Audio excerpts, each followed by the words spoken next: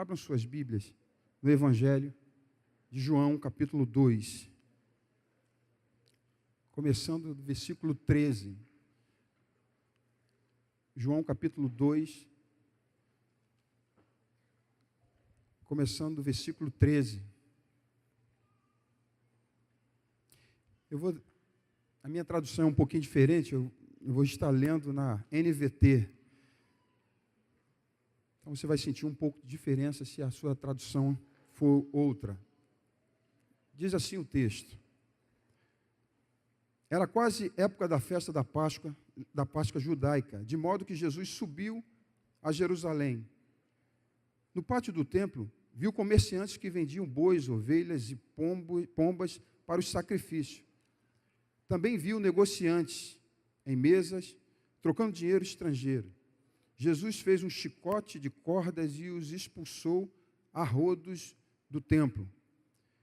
Pôs para fora as ovelhas e os bois, espalhou as moedas dos negociantes no chão, virou as mesas. Depois foi até aqueles que vendiam pombas e lhe disse: tirem essas coisas daqui, parem de fazer da casa de meu pai um mercado. Então os discípulos se lembraram dessa profecia nas Escrituras: o zelo pela casa de Deus me consumirá. O que você está fazendo? Questionaram os líderes judeus. Que sinal nos mostra para comprovar que tem autoridade para isso? Pois bem, respondeu Jesus, destruam este templo e em 3 dias eu o levantarei. Eles disseram: foram necessários 46 anos para construir esse templo e você o reconstruirá em 3 dias. Mas quando Jesus disse esse templo, estava se referindo a seu próprio corpo. Depois que ele ressuscitou dos mortos, seus discípulos se lembraram do que ele tinha dito e creram nas Escrituras e em suas palavras. Por causa dos sinais que Jesus realizou em Jerusalém, durante a festa da Páscoa, muitos creram nele. Jesus, porém, não confiava neles, pois conhecia a todos. Ninguém precisava lhe dizer como o ser humano é de fato, pois ele conhecia a natureza humana. Se eu posso dar um título para essa reflexão, eu escolhi o título Limpando o Templo. E você vai compreender bem por conta disso, porque nós temos o costume, né? A nossa rotina acaba nos levando a estarmos adaptados com algumas coisas assim, e a gente passa a não questionar mais. Por exemplo, todo domingo a gente tem uma rotina. A gente acorda cedinho, aqueles que moram um pouco mais distante, acordam um pouco mais cedo, e sabe do compromisso que tem com toda a igreja aqui. E a gente vem para cá. Aqueles que estão escalados em algum serviço aqui para servir a igreja, já pega o seu uniforme, o seu crachá, vai se adaptando ali. Os demais vêm, procuram lugar. Nós já temos o costume, a nossa prática é chegar aqui, já orar, né? Nós temos um tempo, um período de buscar o Senhor. Isso faz parte da nossa rotina. É assim ou não? Então a gente faz grupos, intercede, busca o Senhor. Logo em seguida, aquela rotina nossa, entra o período de louvor, enfim, todo esse processo, a gente senta aí, ouve, passa a ser edificado. Mas isso se repete por muitas vezes, por muitas semanas, por muitos meses, por muitos anos.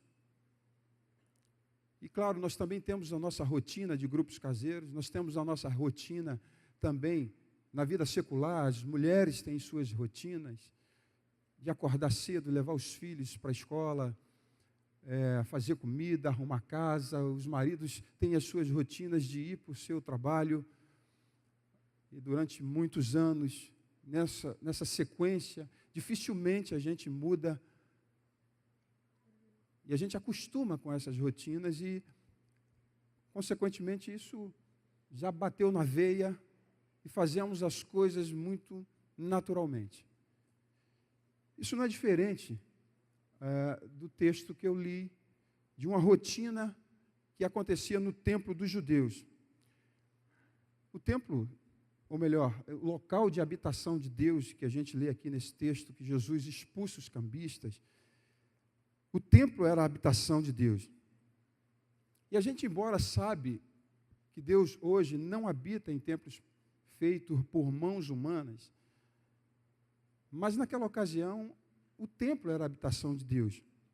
Os israelitas de todas as partes do mundo iam ao seu encontro cantando, porque sabiam, iam ao encontro do templo, porque sabia que a alegria havia quando eles iam à casa do Senhor. Vocês lembram do salmo que diz: alegrei quando me disseram, vamos à casa do Senhor. Então, havia uma alegria, uma disposição no coração desses homens de se direcionarem para Jerusalém, porque ali era onde Deus se manifestava. E qual era o objetivo do templo? 1 Reis 5:2 diz assim: nesse templo queimar-se-ão incenso diante dele e colocar-se-ão pães da proposição, assim como os realizará o sacrifício da manhã e da tarde, se celebrarão os sábados, a festa da lua nova e as grandes solenidades prescritas pela nossa lei. Então havia uma rotina estabelecida para aqueles que iam diariamente no templo, né? O sacerdote tinha uma rotina. A lei de Deus dizia que se um israelita fizesse algo de errado, ele tinha de fazer uma oferta a Deus, e também havia outras ocasiões em que os israelitas eles tinham de fazer as suas ofertas. E, consequentemente, isso se estabeleceu, essa rotina. E aonde eles levavam, muitas vezes eles pegavam os animais para sacrificar. Ali, no templo. Então você imagina, ano a ano, dia após dia, melhor dizendo, durante muitos anos essa rotina se estabelecendo. E tudo que a gente acostuma, acaba perdendo a essência. Tudo que a gente faz porque acostumou fazer, a gente acaba não observando os detalhes. Por exemplo, se você vê os moradores de rua e você vê sempre, pode ser que no primeiro dia você se compadeça, e hoje tem acontecido muito isso, a violência tem sido tão natural, por assim dizer, em que as pessoas perderam a sensibilidade do dano. Olha para as pessoas que estão nas sarjetas do dia a dia, na vida, isso já não incomoda mais, por conta da rotina. Nós, muitas vezes, vivemos uma vida religiosa, baseado na rotina.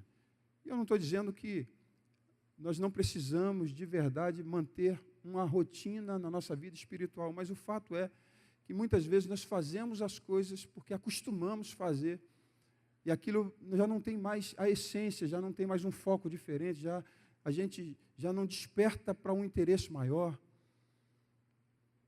e as coisas se tornam comum na vida de cada um de nós.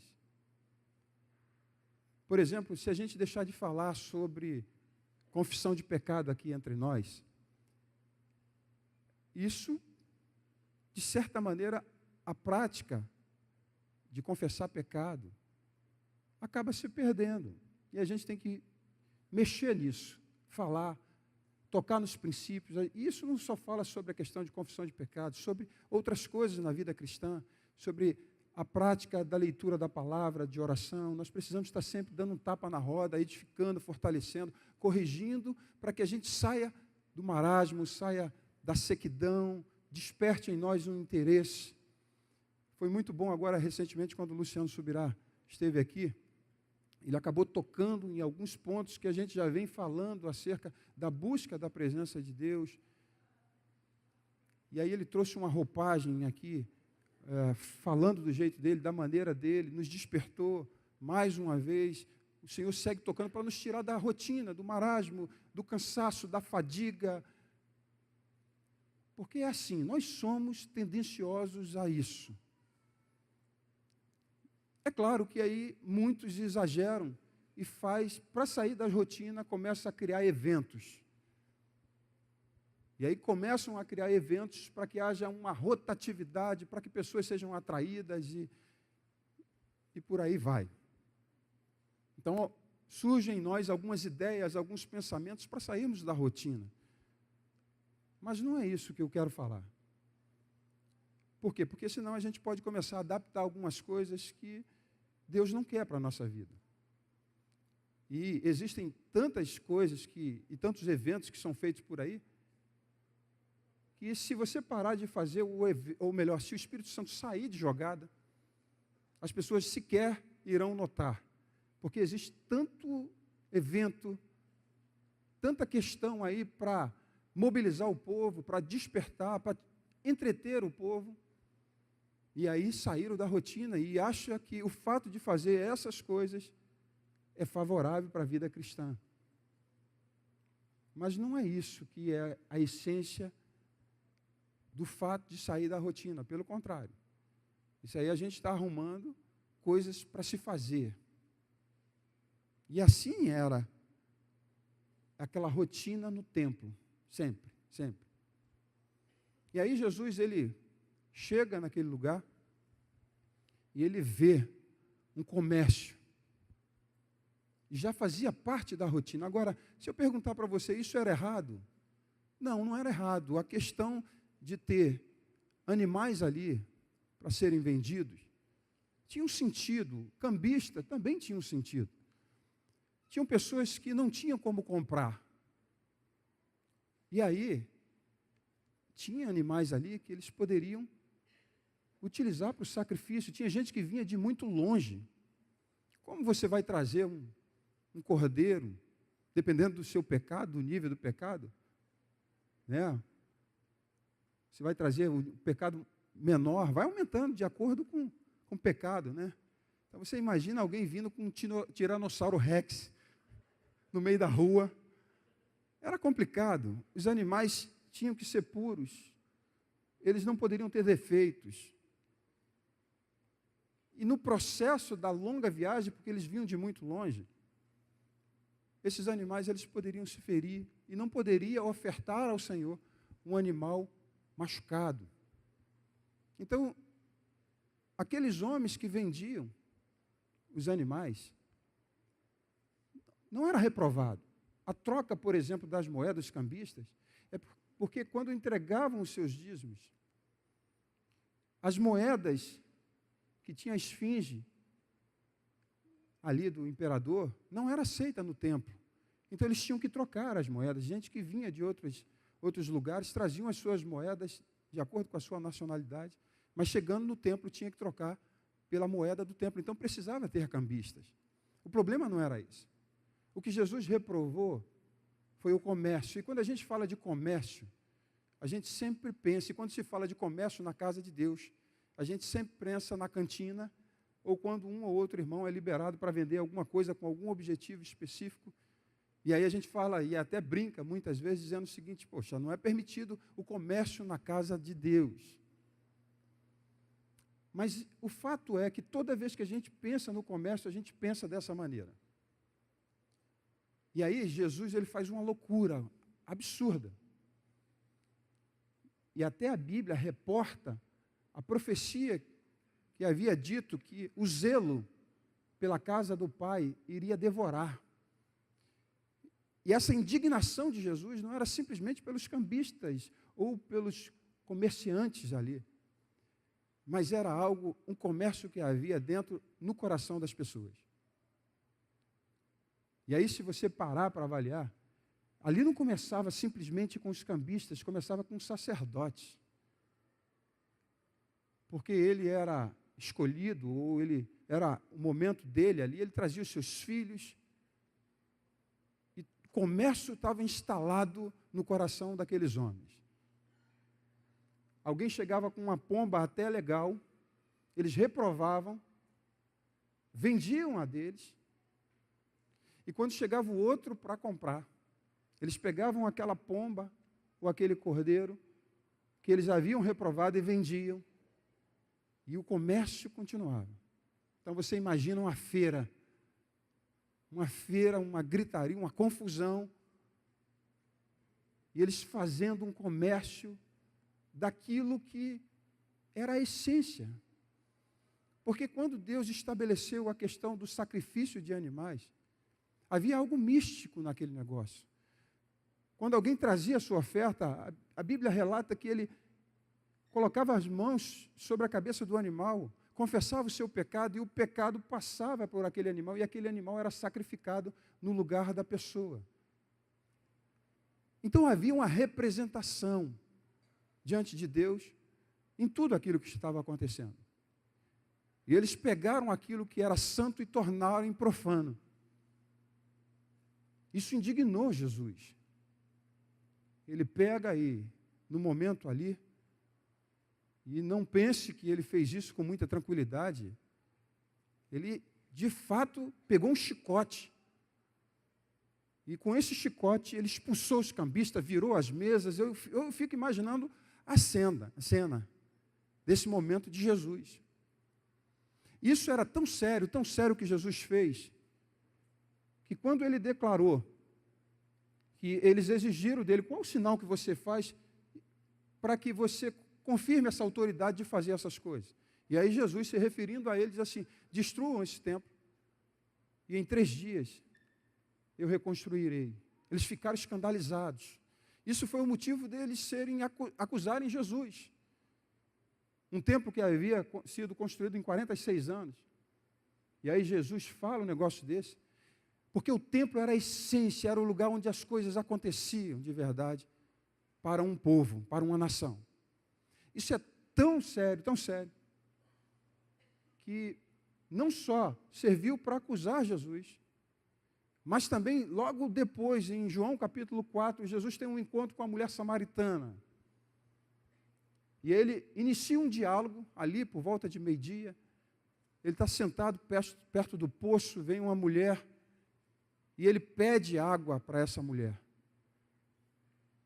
Ela fica surpresa porque ela era samaritana, e a Bíblia declara e mostra que os samaritanos não faziam contatos, não se comunicavam com os judeus, e os judeus repudiavam os samaritanos por uma longa história aqui que não convém falar. Ou seja, não temos tempo para falar aqui. E ela se surpreende com Jesus. E aí Jesus inicia esse diálogo acerca da água. Ele fala acerca da água da vida que ele queria dar para aquela mulher, e ela se referia àquela água natural. Até que ela é instigada a beber dessa água que Jesus promete dar a ela, e que se ela bebesse daquela água, jamais sede teria. E ela então fala assim: me dá dessa água. Ela vai lá e chama o teu marido e vem. E ela: mas eu não tenho marido. E aí Jesus começa a progredir nesse assunto, e ele se revela como um profeta. E ele diz assim: disseste bem, já tiveste 5, e o que tem não é o teu marido. E ela fica assustada, impressionada, e ela está de frente ali a um profeta, e ela faz a pergunta, e ela muda o discurso, porque ela tem uma necessidade de ter uma resposta para a sua vida, que talvez essa pergunta, ela talvez tenha carregado ao longo da sua história. E talvez o povo samaritano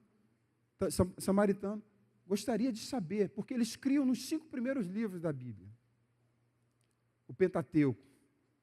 E eles sabiam que em Deuteronômio, capítulo 18, claro, capítulo para nós, naquela época, não era dividido em capítulos, em que havia uma profecia que chegaria um dia em que apareceria um profeta, e esse profeta lhe diria todas as coisas. Então eles estavam aguardando um profeta, e de repente Jesus aparece e se revela como um profeta, e ela tenta responder a pergunta que estava no seu coração. Vejo que tu és um profeta, então me tira uma dúvida que está aqui no meu coração. Aonde nós temos que adorar? Porque os pais de vocês dizem que tem que adorar em Jerusalém. Mas nós cremos que tem que ser em Gerazim. Me diz, para você ver a importância do lugar para eles. E aí Jesus diz que chegará um dia em que não há adoração em um lugar, mas o Pai procura adoradores que o adorem em espírito e em verdade. E ele sai da esfera de um local e ele entra para a esfera de pessoas. Preste atenção numa coisa, a mulher samaritana era uma mulher, dali 6 homens já, considerada uma prostituta. E aquela mulher estava interessada na religião, ela estava interessada aonde poderia adorar. Então você percebe que por mais que se viva uma vida pervertida, se mantém uma vida religiosa, querendo fazer coisas e buscar alguns interesses para poder estar bem com Deus. Aonde eu tenho que adorar? E aí Jesus tira essa ideia dela, desse pensamento de um lugar, e centraliza na pessoa. Isso é tão forte a questão, era tão forte a questão dos judeus em relação ao lugar, que eu lembro da história de Jeroboão. Jeroboão foi um homem escolhido por Deus, até mesmo para castigar a dinastia de Davi por conta do pecado. Vem Salomão, que havia sido prometido que não se apartaria, nunca faltaria um rei no trono de Davi. Mas Salomão já erra, já peca, e depois o seu filho, Roboão, também comete uma atitude errada, por buscar os conselhos com os mais jovens, não quero desmerecer, mas o fato é que havia sido dado um conselho muito sábio, e ele segue o conselho dos seus amigos, e Deus então divide o povo de Israel, norte e sul, 10 tribos, no norte 2, no sul, que era a tribo de Judá. E Deus promete para Jeroboão que ele seria rei sobre Israel, sobre essas 10 tribos. E logo em seguida Deus cumpre essa palavra e ele assume. Só que uma vez por ano o povo ia em direção a Jerusalém para adorar o Senhor. Olha a força.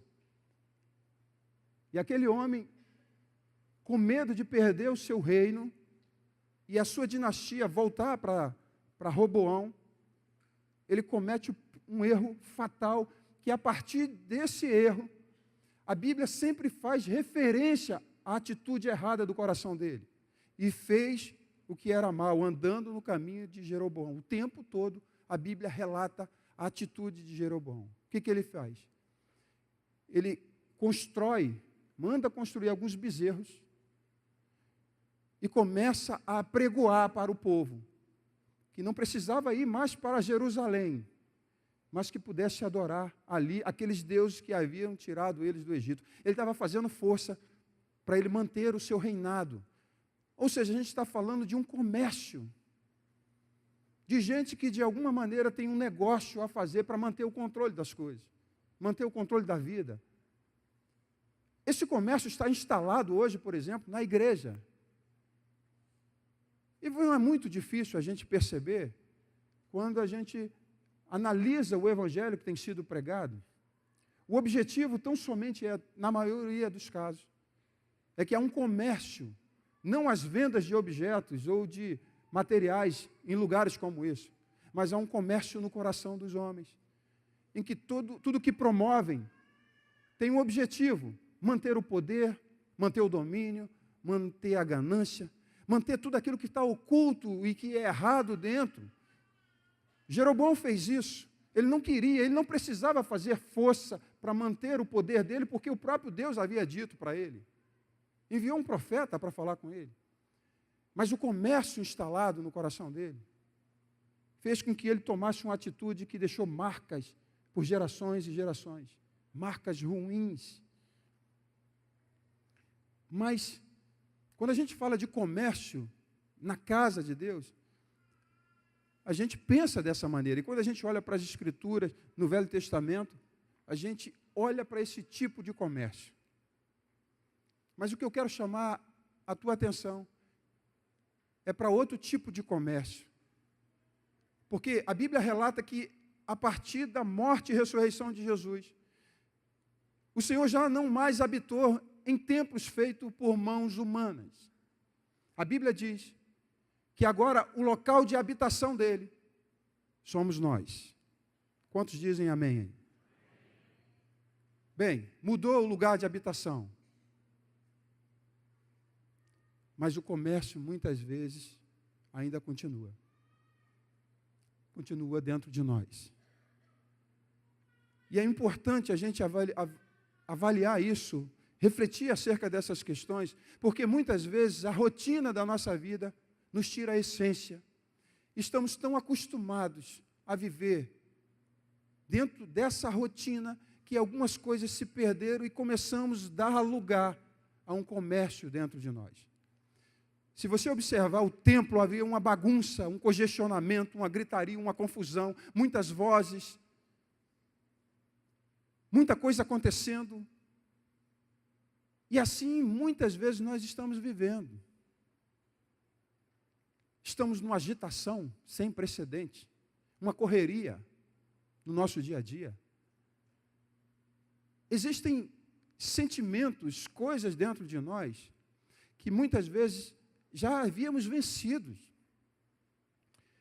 Quando a gente sai do mundo, a gente vem com a alma estragada, detonada, destruída, fragilizada.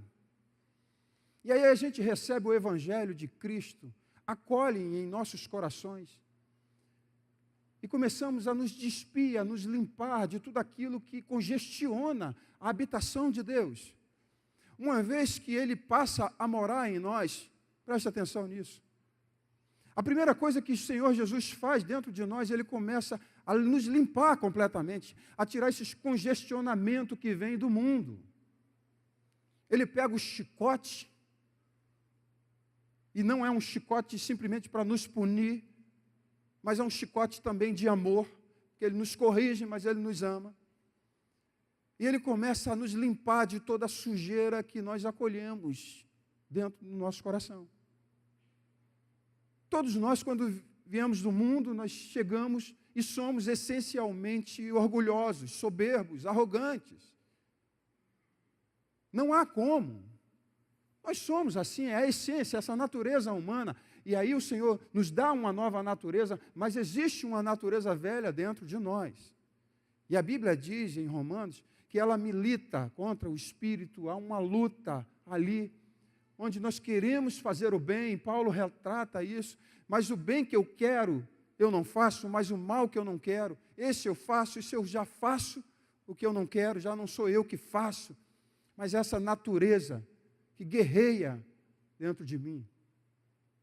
Esse processo de luta, à medida que nos achegamos ao Senhor Jesus e permitimos que Ele venha nos limpar completamente, Ele começa a varrer tudo isso.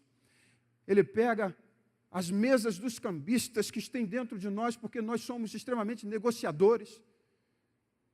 E a Bíblia relata isso, porque a Bíblia, quando fala em Lucas capítulo 14, acerca da chegada do reino de Deus, a primeira coisa que nós fazemos é nós fazemos contas. E o próprio Senhor fala sobre isso. Que a gente começa a calcular para saber se o rei que está vindo com 32 mil soldados, se eu posso, com 10 mil, posso combatê-lo. E eu começo a fazer cálculo. Eu começo a fazer cálculo para saber se eu comecei uma obra, eu vou conseguir terminar. Eu tenho que fazer cálculo para ser discípulo de Jesus, e Jesus fala sobre isso. Olha, você não pode ser meu discípulo se você não cumprir determinados requisitos. E aí eu começo a fazer cálculos. Eu calculo se eu vou poder ou não. Há um espírito de negociação dentro de nós, de barganhas que nós fazemos com Deus, na expectativa de alguma maneira manipulá-lo, uma subversão. São coisas que nós, de uma maneira até sutil, às vezes nós fazemos isso com um entendimento claro, mas às vezes fazemos isso sem muito perceber. Nós somos negociantes até mesmo das nossas orações. Porque às vezes fazemos orações que buscam os nossos próprios interesses. Faz parte dessa essência ruim dentro de nós, essas manifestações ligadas às nossas imperfeições. E aí Jesus começa com a sua palavra a nos limpar. Ele aponta o nosso egoísmo e com um chicote ele vai expulsando os pombos, os animais, os cambistas dentro de nós, vai fazendo uma varredura completa nas nossas intenções e motivações, perversas muitas vezes. Eu não sei quanto de vocês já fizeram isso, mas eu sei de muitas vezes que eu orei, e muitas vezes orei para Deus somente, com interesses extremamente egoístas. Mas também o fiz, tentando sensibilizar as pessoas que estavam ouvindo a minha oração. Eu não sei quantos de vocês, de repente, já começaram a fazer uma oração querendo um celular novo. E aí você faz uma oração direcionada não a Deus, mas a alguém que possa te abençoar. Eu não fiz em relação a celular, mas já fiz em relação a outras coisas. Lembra daquela história de um homem que é um pastor? E aí sempre cabe, porque se tem uma raça aí que precisa o sacerdote, vamos dizer assim, embora todos nós somos sacerdotes, mas fazendo referência ao Velho Testamento, o sacerdote que lidera tudo. Meu Deus, quanta corrupção há no coração. Ou vocês acham, por exemplo, que quando a gente termina de ministrar, muitas vezes, nós somos seduzidos pelos aplausos das pessoas? Isso é o comércio. Pega um pastor, e ao invés de você dizer para ele assim, querido, que palavra abençoada, eu saí daqui muito edificado. Pega um pastor e diz para ele assim, cara, hoje tu foi na carne. Cara, ele vai querer te condenar na hora. Porque se a gente não guarda o nosso coração, o comércio está instalado nos nossos corações. Muitas vezes nós fazemos e servimos ao corpo, não porque queremos servi-lo, mas porque queremos de fato e de verdade ser visto pelas pessoas. Como eu disse, em relação até à oração, acontece isso. O próprio Jesus, ao ensinar sobre a questão da oração, ele falou das motivações. Ele fala assim, não sejam como os fariseus, que oram em praças públicas, para ser visto pelas pessoas. Jesus, ele reprova isso e diz assim, olha, na verdade, eles já alcançaram o seu galardão, já receberam a recompensa que eles tanto querem, é o reconhecimento das pessoas. Ele também reprova a oração dos gentios, que pelas repetições querem ser ouvidos. São sinos que retinem, orações formais, repentinas, sem vida, sem essência. Sempre alguma questão relacionada ao comércio que está dentro de nós. Lembrando uma alegoria aqui, um exemplo de um pastor, estava citando, que queria um terno novo e sabia que tinha um alfaiate ali. E ele abraçou e começou, Senhor, tu sabes que eu preciso de um terno novo. Eu faço casamento já há meses e meses, somente com esse terno, Senhor. E orou, toca no coração. E aí, quando terminou a oração, o cara que estava do lado falou assim, olha, eu sou o sapateiro, o alfaiate é ele que está ali na frente. Nós queremos sempre, de alguma maneira, manipular. E não é somente nas orações, às vezes é no meu relacionamento com pessoas. Quantas vezes nós nos aproximamos de pessoas por interesse? Bom seria que os nossos interesses fossem exclusivamente e essencialmente para ganhar e pastorear e cuidar dessas pessoas, mas nem sempre é assim. Presta atenção no relacionamento nas nossas escolhas. E esse é o grande problema, que muitas vezes nós escolhemos quem nós iremos nos relacionarmos. Tem pessoas que são muito agradáveis a nós, procuramos estar e investir o nosso maior tempo com essas pessoas. Mas aquelas pessoas que a gente não quer, que a gente não tem tanta afinidade, essa sequer a gente dá oportunidade que se aproxime da gente. A gente acaba, de fato, tendo comércio dentro de nós. E a Bíblia também está repleta de textos. explicando que nós não temos que fazer e não devemos fazer acepção de pessoas. Nós somos parte de uma família. É claro que não iremos conseguir nos relacionarmos com todas as pessoas que a gente gostaria. Mas o problema não está aí. O problema está quando nós fazemos comércio, como nós negociamos, quando só aquelas pessoas que nos interessam que nós nos aproximamos. Nós estamos muitas vezes envolvidos com o comércio em nossas reuniões públicas. Porque se você não tiver uma música boa, não tiver um instrumento bom, o louvor, ele não permanece, ele não sai. Não sai de uma maneira espontânea, sabe por quê? Porque o comércio está instalado dentro de nós. Então, quando a gente vem para lugares como esse, nós queremos, de fato, bons professores para os nossos filhos, um bom estacionamento, um ar-condicionado, tudo flui e é direcionado para os meus interesses, porque, afinal de contas, eu preciso negociar. Quantas pessoas, por exemplo, abandonaram o Senhor porque negociaram com Ele e não alcançaram aquilo que Deus, aliás, que você desejava, e pediu para Deus, e negociou com Ele, e o Senhor não deu. Então Deus não sabe fazer negócio.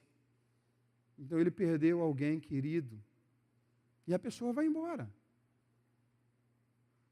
Essencialmente, esse negócio está plantado dentro de nós. Só que a gente precisa entender algumas coisas, que se a gente avaliar e sair da nossa rotina egoísta, as coisas vão mudar na nossa vida. Se a gente parar para entender que no momento em que Ele se tornou, nós nos tornamos a habitação dEle, Ele começou a mudar a nossa história. Ele pega a nossa alma e refaz e torna tudo novo. Então eu não preciso negociar para um Deus que me ama, com um Deus que me ama. Eu não preciso barganhar. Eu não preciso fazer negociatas com um Deus que é capaz de pegar um homem, uma mulher arruinado espiritualmente, emocionalmente, destruído, e inserir essa pessoa dentro de uma família, dar dignidade, dar perdão para os pecados, chamar de filho. Eu não preciso negociar com um Deus que me ama, porque Ele sabe o que eu necessito antes de sair da minha boca.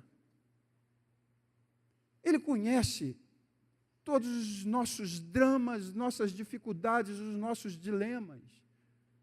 E eu não preciso negociar para Ele me dar aquilo que eu julgo que eu preciso, porque Ele sabe o que eu realmente preciso.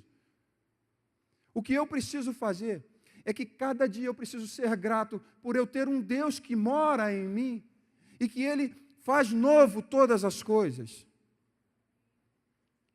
Se você olhar quem você era antes e olhar quem você é hoje, isso deveria nos projetar a viver uma vida de gratidão todo o tempo. A Bíblia fala que um coração alegre aformoseia o rosto. Não é assim que o texto diz? Um coração alegre aformoseia o rosto. Muitas vezes eu não estou dizendo que a gente tem que sair por aí, né, sorrindo o tempo todo, claro. Cada um tem a sua personalidade. Mas quando eu falo de alegria, eu falo daquilo que sai de dentro.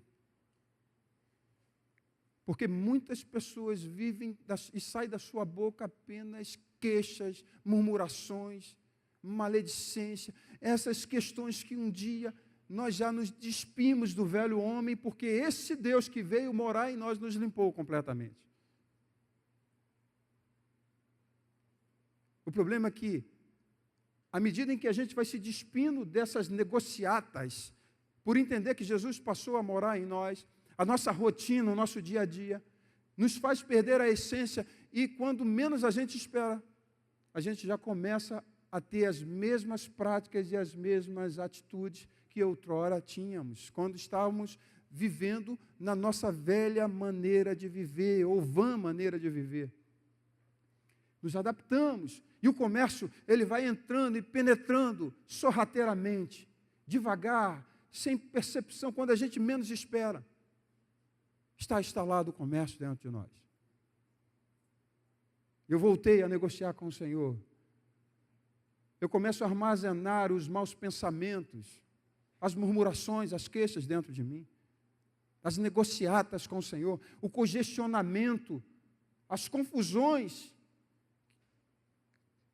o disse-me-disse, tudo dentro de nós, a gente acaba adaptando e deixamos de rever os princípios por conta dessas questões. Deixa eu falar uma coisa para vocês, isso é sutil, e eu não estou falando para vocês de algo que o Senhor não tenha ministrado no meu coração.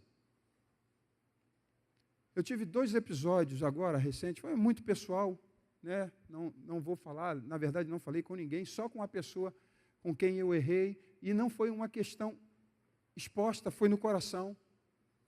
Mas eu comecei a perceber que havia algumas malícias no meu coração, em que eu já tinha me despido dessas coisas. E, de repente, eu me peguei tendo atitudes de negociatas dentro de mim. Manipulação. Mexer em coisas, em pedrinhas, em peças, em que eu pudesse, de alguma maneira, ser beneficiado. Detalhe, não eram coisas grandes. Não eram questões em que iriam me tirar do céu, da presença. Não, absolutamente. Mas era só o início de uma longa caminhada de negociata ruim, que se eu não tivesse, pelo Espírito Santo, detectado dentro de mim, eu não teria expurgado. O Senhor teve que vir me mostrar e virar a mesa e expulsar. Tira esse negócio dentro de você. Não faça da minha casa, da minha habitação, covil de salteadores. E eu percebi, eu falei, meu Deus, como é que eu vou fazer? Mas é tão simples, mas está batendo tão forte dentro de mim. E o Espírito Santo seguiu falando, ó, bote isso para fora. Para quem você teve esse pensamento?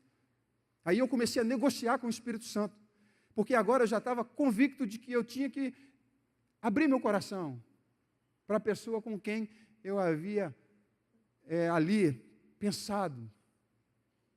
Não dei margem ao pecado, mas havia um pensamento que poderia trazer um dano maior. E aí eu comecei a negociar com o Espírito Santo. A Bíblia diz que quem convence o homem do pecado é o Espírito Santo. Mas às vezes a gente pensa em ter uma arte em que a gente pode convencer o Espírito Santo de que ele está errado. E aí começou assim comigo. Comecei a bater um papo com ele, tentando persuadi-lo e mostrar que quem estava errado era ele. Depois de muitas tentativas, e aquele negócio não saía dentro de mim, eu comecei a negociar com outro nível. Bem, já sei que eu tenho que abrir meu coração, mas eu preciso fazer com que essa abertura de coração seja de tal maneira manipulada em que eu não me exponha muito, para eu não sair mal na fita. E aí eu comecei outro nível de negociata. E o Espírito Santo seguiu falando dentro de mim, até que eu entendi que havia um negociador ali. Eu acabei com esse negócio, chamei e abri meu coração.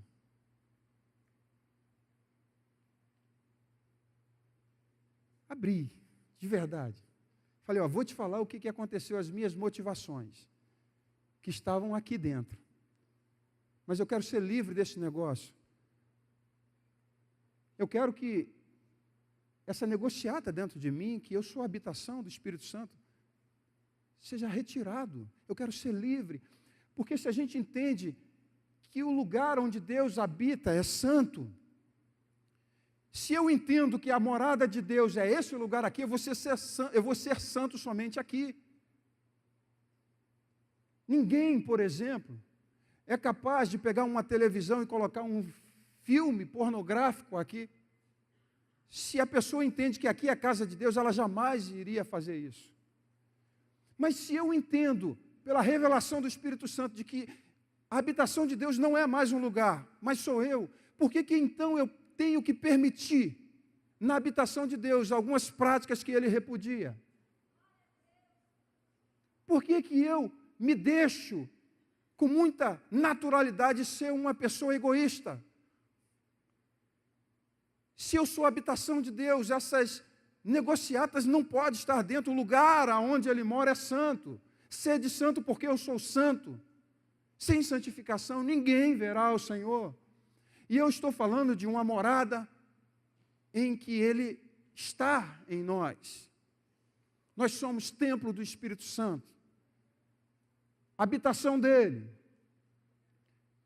E claro, todos os dias o Espírito Santo nos aponta áreas na nossa vida em que contamina o templo dEle.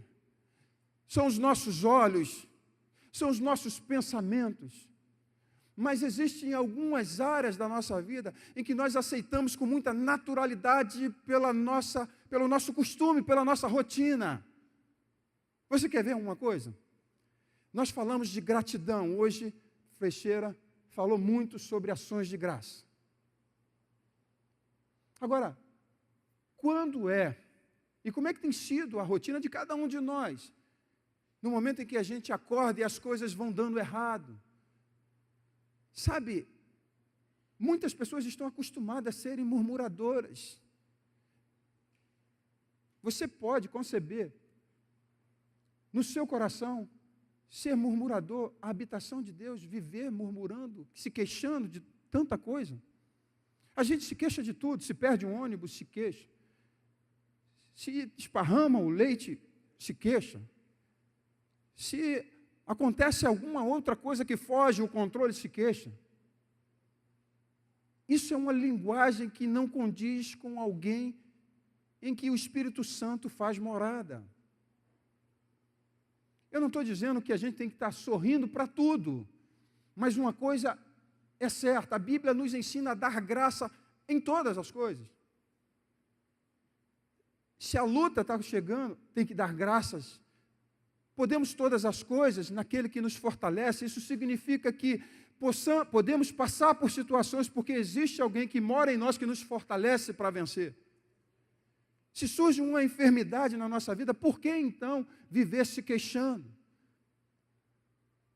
Quando a gente projeta a nossa vida para Jesus, e que é o nosso referencial, é o nosso modelo, você não vê Jesus se queixando de absolutamente de nada. Nós nos queixamos das injustiças que sofremos, mas o nosso modelo é Jesus, que sofreu muitas injustiças e não saiu nenhuma queixa da sua boca.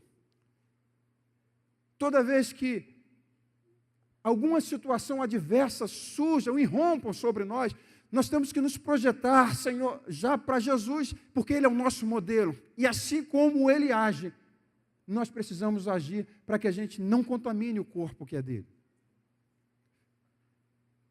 A Bíblia fala que nós temos que ter cuidados para a gente não extinguir, não apagar o Espírito Santo de nós. A Bíblia também diz em Romanos capítulo 5, versículo 5, que Deus derramou o seu Espírito Santo em nossos corações. Aliás, derramou o seu amor em nossos corações pelo Espírito Santo. Então significa que o amor de Deus já está em nós. Agora a gente precisa de fato agora trabalhar esse amor. A rotina de encontros como esse tem ofuscado o nosso amor uns pelos outros. Semana passada, Modesto ficou impressionado quando nós pedimos para que os visitantes ficassem de pé. E naquele lugar ali, mais ou menos ali, ficou, acho que uma moça ficou de pé. E de repente, muitas pessoas foram lá dar um abraço. E ele ficou impressionado, por quê? Porque há muito tempo nós perdemos o fato de acolher as pessoas nos nossos corações. A Bíblia está repleta de texto que fala assim, saudai-vos uns aos outros com ósculo santo, é um mandamento. E se a gente sauda somente aqueles que nos amam, que nos sauda, que vantagem há?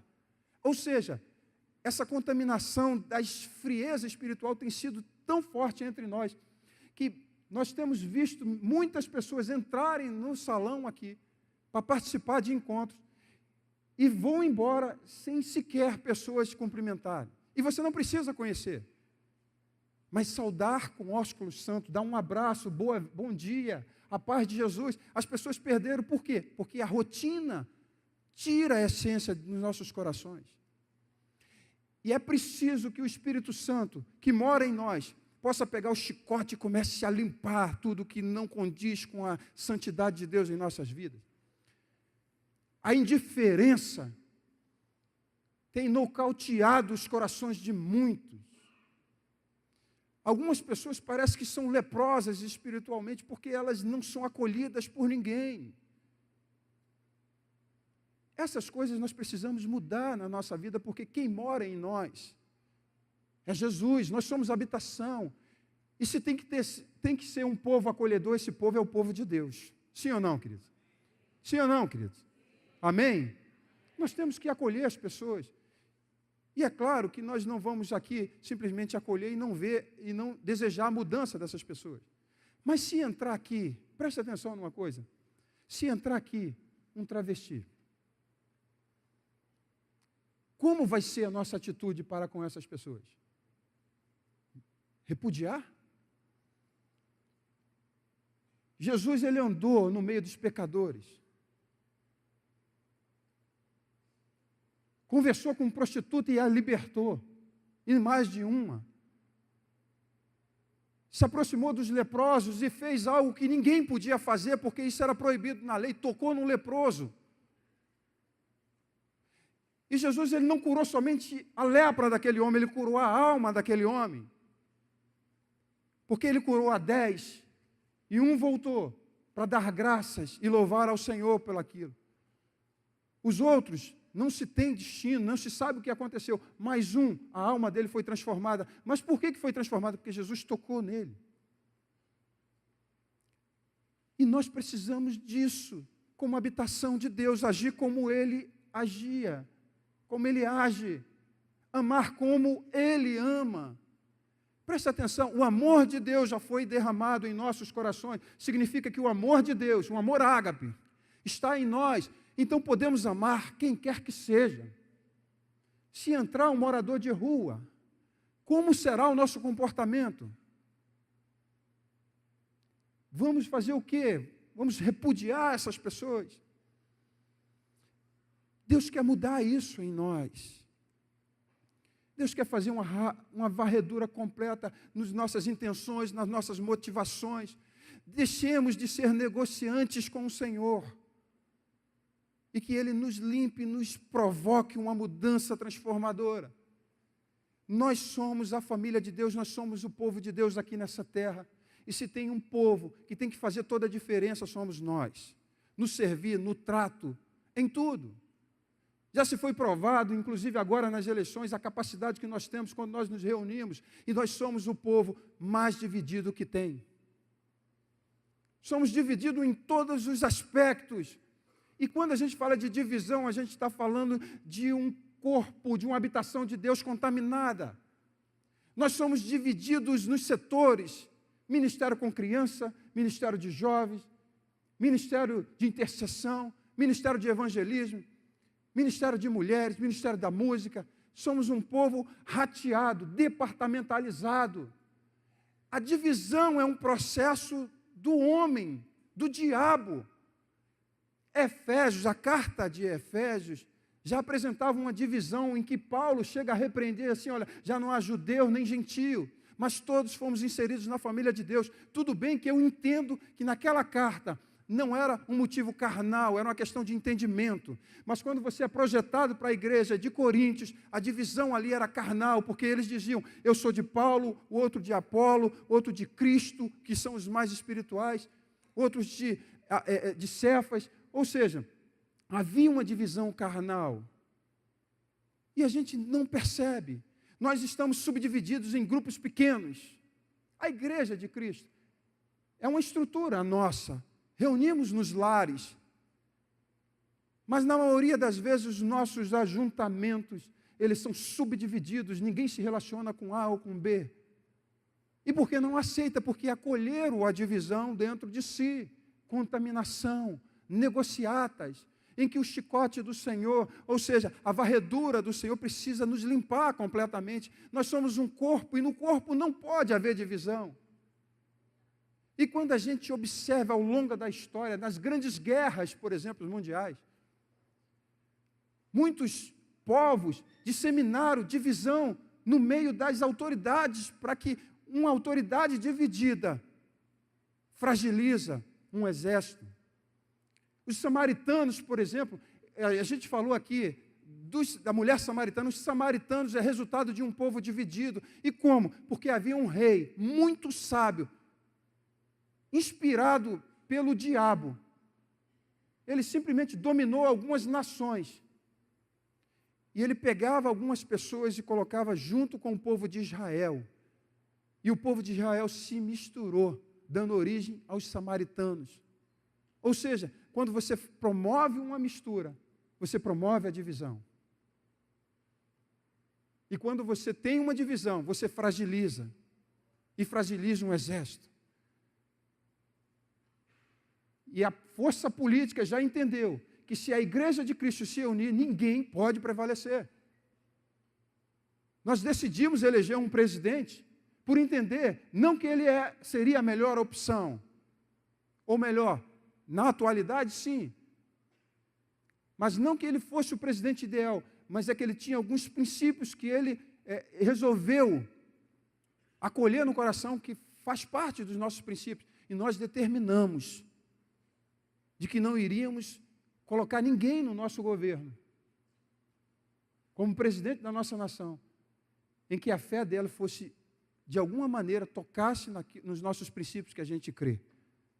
E a igreja, quando se reúne e quando se torna um, não tem como resistir. A unidade, presta atenção no que eu vou falar, a unidade, ela vai acontecer, quer queira ou não, porque é uma oração de Jesus. Jesus disse o seguinte: olha, Pai, assim como eu e o Senhor somos um, que eles sejam um, e eu oro por eles. E ele ainda diz e estabelece o seguinte, que a condição para que o mundo veja e creia que Jesus foi enviado pelo Pai, é que se nós fôssemos um. Significa que quando eu e você somos divididos, a pregação nossa para as pessoas é que Jesus não é enviado de Deus, porque é impossível sermos uma família e estarmos divididos. Eu falo desse congestionamento que nós precisamos nos despir. Vou fazer uma coisa aqui que eu não suporto que façam comigo, mas eu vou fazer com vocês. Que é uma coisa que me irrita, quando o pastor fala assim: olha para a pessoa que está do teu lado, rapaz, mas eu vou fazer isso. O problema é de vocês. Olha para a pessoa do teu lado, não precisa falar não. Vou dar uma aliviada. Que você não conhece. E você já falou com essa pessoa hoje? Olha para essa pessoa que está do teu lado.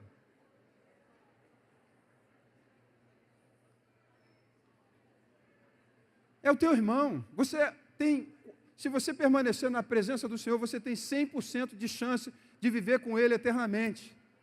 Então não é possível a gente passar na nossa vida, no nosso dia a dia, e não cumprimentar, não saudar os nossos irmãos, não acolher. Gente, é claro que muitas vezes, por conta da nossa organização, a gente faz essas subdivisões, essa departamentalização.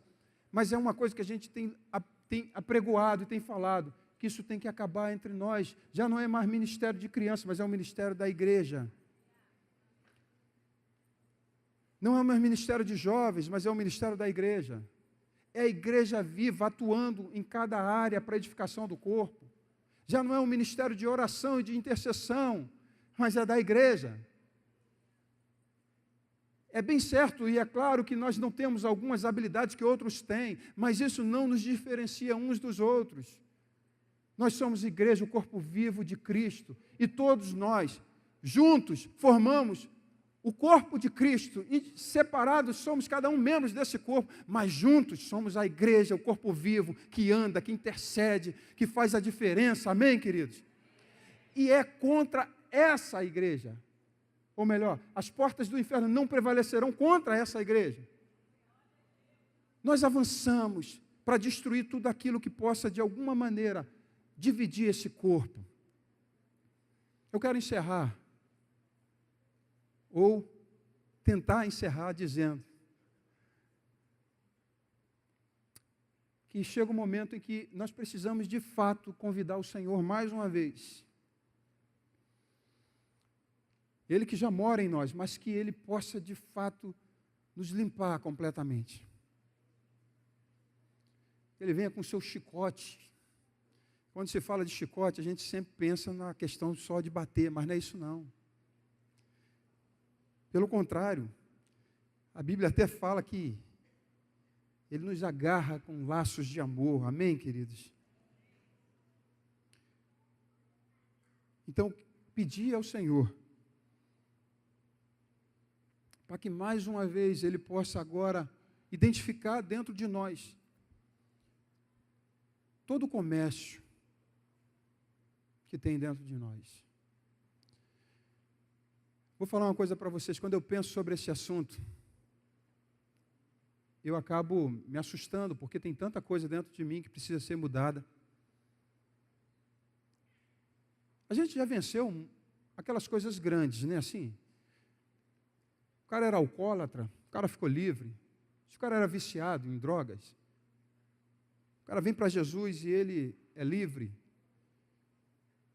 Se o camarada é mentiroso, violento, essas coisas o Senhor vai limpando. A gente já olha e já não admite. Se o cara é um prostituto, a gente fica livre, de imediato. As pessoas olham externamente e dizem o seguinte: olha, fulano de tal era terrível, mas veja agora como ele vive. Mas o problema maior são nas pequenas coisas. Porque quando Jesus está entre nós, está em nós, aí Ele começa de fato a identificar os nossos disfarces. E se Ele mora em nós, é o lugar onde os nossos disfarces precisam ser tirados.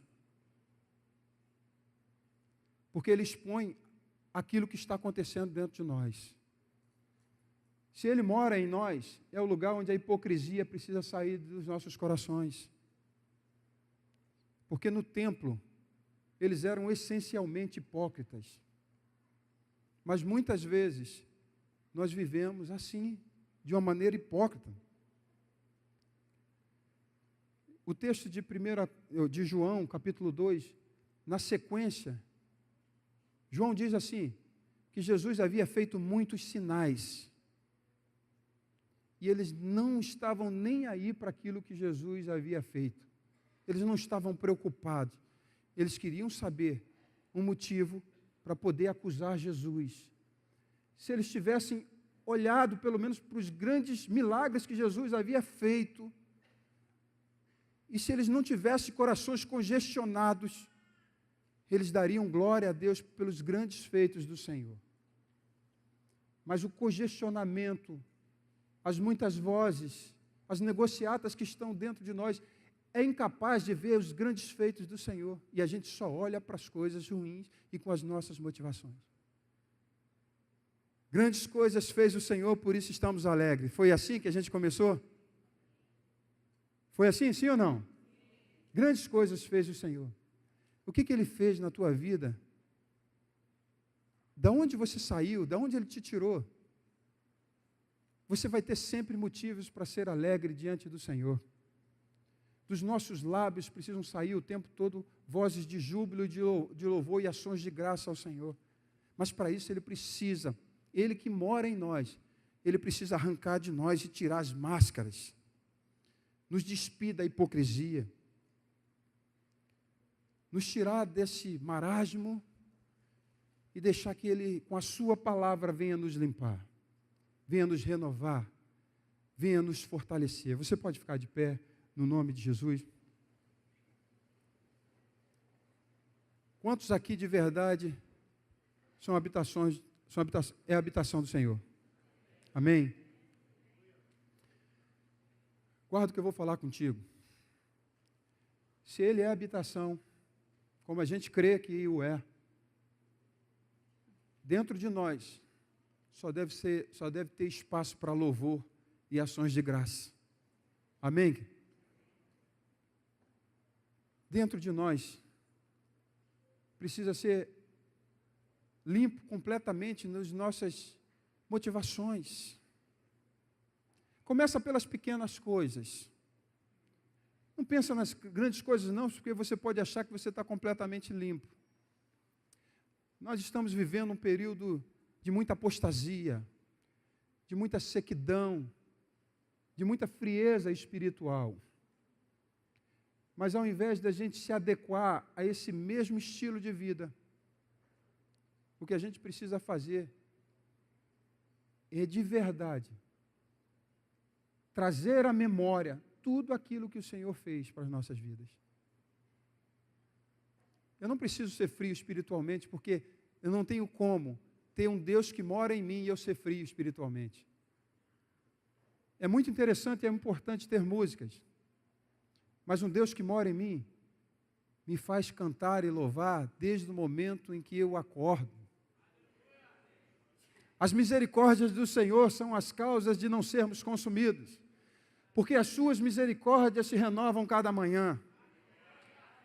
Eu já tenho que acordar dando brados de alegria, porque eu sou morada de Deus, eu sou casa de Deus, e aonde o Senhor está, a alegria, a júbilo, a esperança, a força, a vida.